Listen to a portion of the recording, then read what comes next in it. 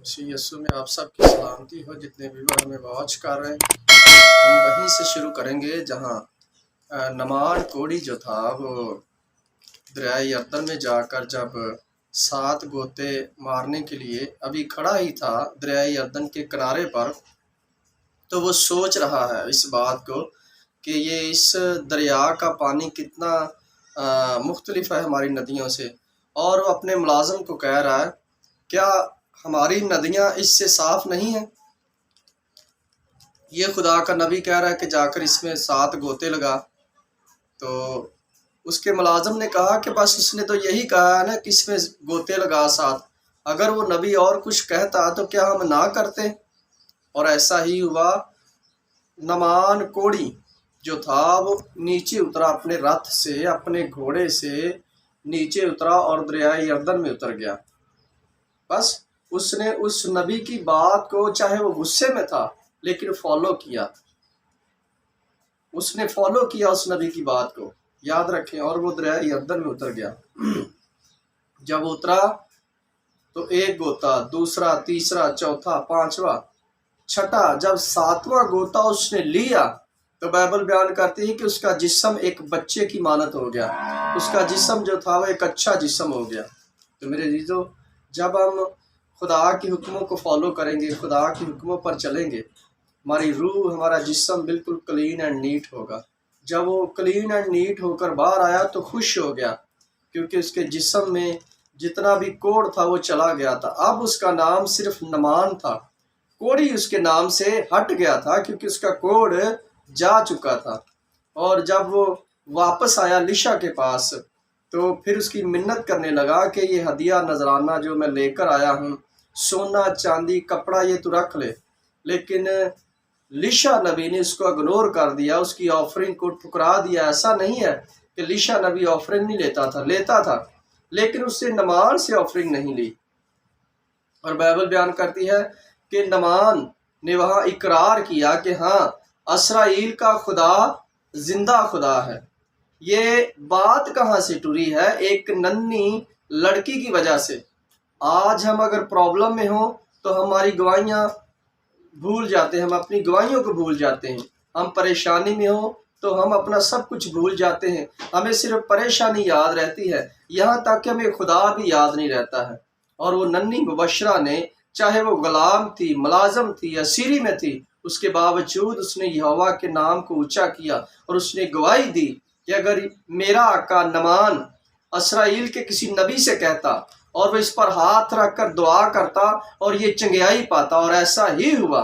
صرف لیشا کی زبان میں اتنا مسا تھا میرے عزیزو، کیونکہ اپنا تو مسا اس میں تھا ہی، لیکن اس کے استاد ایلیا کا مسا بھی لیشا میں تھا۔ آپ اس بات کو یاد رکھیں، جن لوگوں پر مسا ہوتا ہے، ان کی زبان میں مسا ہوتا ہے، وہ خدا کے سچو پیروکار ہوتے ہیں۔ وہ جو بات کرتے ہیں، جو ورڈ اپنی زبان سے نکالتے ہیں، وہ خدا کی طرف سے ہوتا ہے۔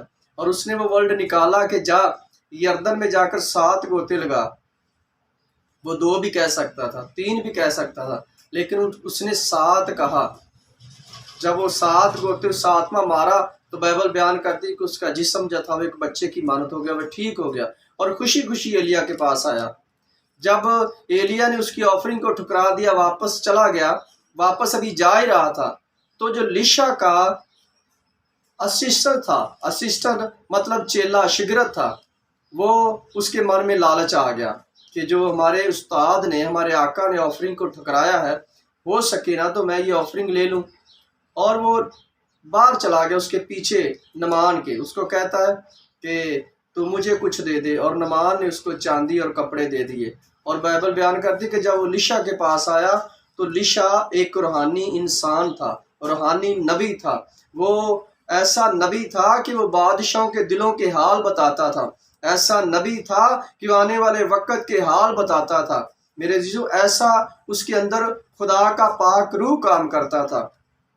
جب وہ واپس آیا تو آپ جانتے ہیں کہ اس نے اپنے اسسٹنٹ سے، اپنی اس شاگرد سے کیا کہا کہ تو نے یہ کام اچھا نہیں کیا، کیونکہ رشوت لینا اچھا کام نہیں ہے۔ جب خدا کے بندہ نے اس آفرنگ کو ٹھکرا دیا، تو چیلے کا کام نہیں بنتا کہ اس آفرنگ کو رسیو کرے، لیکن وہاں اس نے رسیو بھی نہیں کی بلکہ جا کے اس کے پیچھے رشوت کے طور پر لیا۔ میرے عزیزو، جب اس نے یہ کام کیا تو اب لیشا کے منہ سے یہ بات نکلی کہ اے جہازی، جو کوڑ نعمان پر تھا وہ تجھ پر اور تیرے خاندان پر اور تیری آنے والی نسل پر رہے گا۔ میرے عزیزو، جب ہم نبیوں کے خلاف جاتے ہیں، خدا کے لوگوں کے خلاف جاتے ہیں، خدا کے پاک روح کے خلاف جاتے ہیں، تو ہمارے مصیبتیں پریشانیاں پیچھا کرتی ہیں۔ جب ہم گواہ ٹھہرتے ہیں تو ہم لوگوں کو بچانے والے بنتے ہیں۔ جب ہم اپنے خدا کی گواہی دیتے ہیں تو ہمارے خدا کا نام اونچا ہوتا ہے، ہمارا نام اونچا ہوتا ہے۔ جب میری اس بات پر ذرا غور کریں کہ جب نعمان نے یہوہ کو، اسرائیل کے خدا کو قبول کر لیا، تو کیا وہ لڑکی جو ننھی مبشرہ تھی وہ اسیری میں رہی ہوگی، غلامی میں رہی ہوگی، خدمت میں رہی ہوگی؟ نہیں، وہ بھی آزاد ہو گئی تھی۔ اگر آپ آزاد ہونا چاہتے ہیں تو اپنی لائف میں گواہی کو قائم رکھیں، یہ آپ کی آزادی ہے۔ اور یسوع مسیح نے کہا ہے کہ جو سچائی کو لوگ جانیں گے، سچائی ان کو آزاد کرے گی۔ آج آزادی کا وقت ہے۔ آج آپ بندنوں میں، جوؤں میں نہ جوتیں، گناہوں کے جوؤں میں نہ جوتیں، آپ جکڑے نہ جائیں کہیں گناہوں میں۔ آج آپ کے پاس وقت ہے، لائف آپ کو بار بار موقع نہیں دے گی۔ آج آپ کے پاس موقع ہے کہ اپنے چھٹکارے کا آپ انتظام کریں، اپنا منہ کھولیں، بولیں، اپنی گواہی کو لوگوں تک پہنچائیں تاکہ خدا آپ کی زندگی میں کام کرے۔ میرے عزیزو، خداوند اس سرمن کے وسیلہ سے، اس میسج کے وسیلہ سے آپ کی لائف میں گواہی کو قائم رکھے اور آپ یوں ہی خدا کے نام کو جلال دیتے رہیں۔ God bless you all the people. آمین۔